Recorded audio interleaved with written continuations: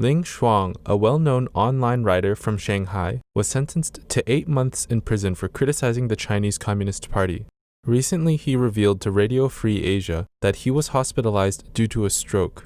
After he was released from prison and during the time he was in the hospital, the local authorities cut off his cell phone and internet services in an attempt to silence him. He was also forced to relocate. Ling revealed to Radio Free Asia that he suffered a stroke shortly after he was released from prison at the end of May.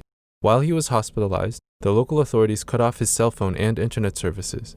He suspected that the reason behind this act was to prevent him from writing and speaking up on the internet. To this day, Ling has not recovered from the stroke and has no means to communicate with the outside world.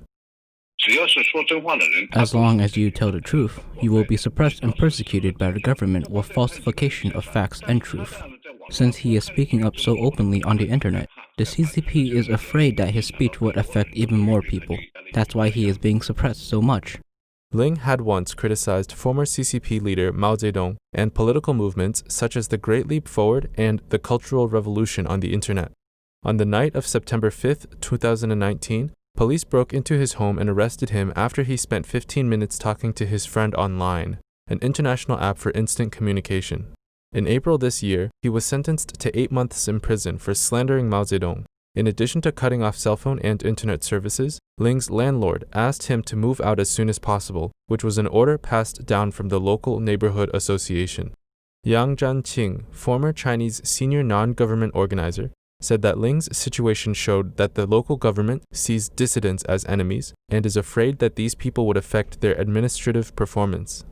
After repressed political prisoners released after serving his sentence, he should have all the rights and freedom to live his life. But now he, Ling Shuang, is still being punished by being deprived of basic living needs.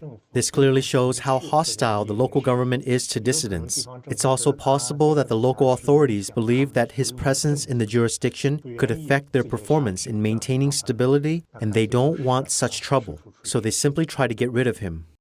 Teng Biao, a human rights lawyer, indicated that in China, it is normal for rights activists to continue suffering from suppression even after they have been released and have stopped engaging in human rights activities. The retaliation from authorities serves as a warning to the outside world that if you go against the regime, you may end up in a bad situation. The punishment doesn't end after serving time in prison.